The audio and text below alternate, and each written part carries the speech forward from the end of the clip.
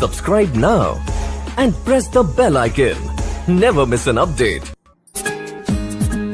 Hello दोस्तों, previous year के कुछ क्वेश्चंस हैं सीटेट में आने वाले जो आपको कराने जा रहे हैं। ठीक है, अगर हमारा चैनल अच्छा लगे तो प्लीज हमारे चैनल को सब्सक्राइब कीजिए और बेल आइकन घंटी को दबाना ना भूलिए और कमेंट बॉक्स में जरूर लिखिए कि आपको मेरे ये क्वेश्चंस कैसे लगे।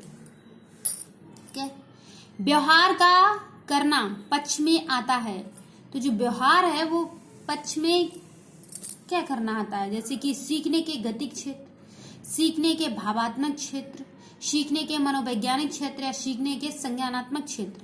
तो व्यवहार से हमें क्या करना पक्ष में आता है, सीखने के गतिक क्षेत्र। निम्नलिखित में से कौन सा सूक्ष्म गतिक कौशल उदाहरण है। भाई सूक्ष्म गतिक क्या होता है? सूक्ष्म गतिक मतलब महीन काम, एकदम छोटा सा छोटा काम। आप जैसे दौड़ रहे हो, कूद रहे हो, ये सूक्ष्म गतिक कौशल नहीं है। जैसे सिलाई है, कढ़ाई है, बुनाई है, इस टाइप के काम आपके सूक्ष्म गतिक कौशल में आते हैं। और दौड़ना है, भागना है, कूदना है, ये सभी स्थूल गतिक कौशल में आते हैं। दो कौशल होते हैं, तो उसी के अनुसार उसी में से ये सूक्ष्म गतिक कौशल और स्थूल गतिक कौशल।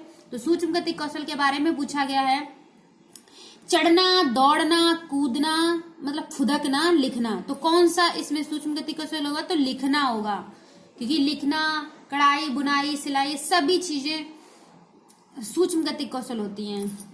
मनोविज्ञान के अनुसार बाल विकास की कौन सी अवस्था सबसे जटिल व कठिन है?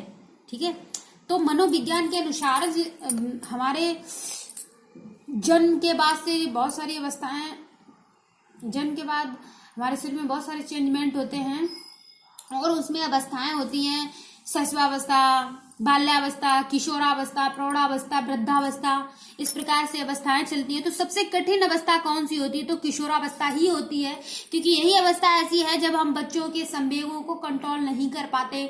हमें बच्चों पर क्रोध या उस पर जोर जबरदस्ती से कोई काम नहीं करवा सकते। प्रेम से उससे कुछ भी करवा लीजिए, मित्रवत उसके साथ व्यवहार करना चाहिए।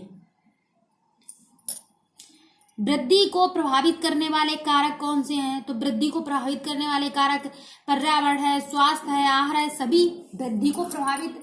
अगर भाई आपकी डेवलपमेंट, आपका ग्रोथ हो रहा है, तो आपका ग्रोथ तभी तो संभव होगा जब आपका स्वास्थ्य अच्छा होगा, जब आपको पर्यावरण का माहौल अच्छा होगा, आहार अच्छा, आप भोजन अच्छा ग्रहण करेंगे।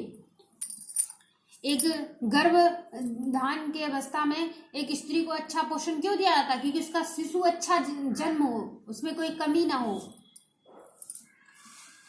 इसी प्रकार आगे चलते हैं। गर्भ में बालक को विकसित होने में कितने दिन लगते हैं? तो गर्भ में बालक के सभी को पता है 9 मंथ होते, तो 9 मतलब 30 डेज, तो 9 × 27 270, ठीक है, 270 इस प्रकार से चलता है। तो लगभग 1 एक्स्ट्रा होता है, लगभग 50 वीक के अनुसार 280 दिन हो जाते हैं। तो निम्नलिखित में से किस अवस्था में बच्चे अपने समवयस्क समूह के सक्रिय सदस्य हो जाते हैं? कब बच्चे अपने समवयस्क सक्रिय सदस्य हो जाते हैं, अर्थात कब वो मित्र बनाने लगते हैं, कब वो अपनी एक कमेटी, अपना एक ग्रुप बनाने लगते हैं? तो किशोरावस्था में ही ये सब है। मिश्रित आयु वर्ग वाले शिक्षार्थियों की कक्षा से व्यवहार रखने वाले शिक्षक के लिए ज्ञान सर्वाधिक महत्वपूर्ण है। आप कोई भी क्वेश्चन है उसको अपने जीवन से रिलेटेड करके आंसर दीजिए, तो आपको आंसर में कंफ्यूजन होने की कोई आवश्यकता ही नहीं, बल्कि आपको अपने जीवन में जैसे ही आप उस क्वेश्चन को ढालेंगे आपको तुरंत आंसर मिलेगा। अभी इस क्वेश्चन में कह रहा है कि मिश्रित आयु वर्ग वाले बच्चे हैं, जैसे उसमें सभी आयु वर्ग के बच्चे हैं, वृद्धावस्था, प्रौढ़ावस्था, शैशवावस्था, किशोरावस्था, इस प्रकार मिश्रित आयु वर्ग के वाले शिक्षार्थी बता रहे हैं कि कक्षा से व्यवहार रखने वाले शिक्षक के लिए, शिक्षार्थियों की कक्षा से व्यवहार रखने वाले शिक्षक के लिए ज्ञान सर्वाधिक महत्वपूर्ण है। तो ज्ञान कैसे सर्वाधिक महत्वपूर्ण है? विकासात्मक अवस्थाओं का, ठीक है।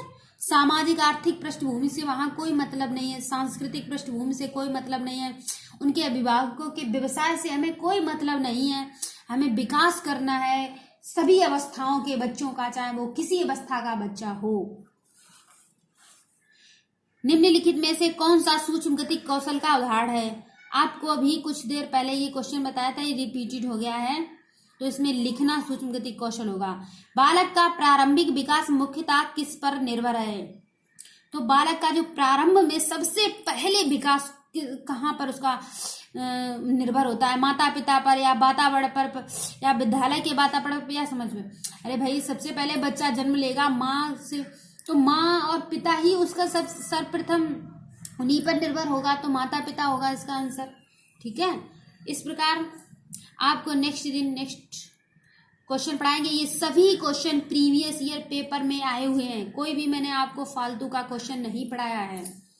अगर आपको लगे ऐसा कोई फालतू का क्वेश्चन पढ़ाया है तो आप प्लीज कमेंट बॉक्स में जरूर लिखिएगा। थैंक यू दोस्तों।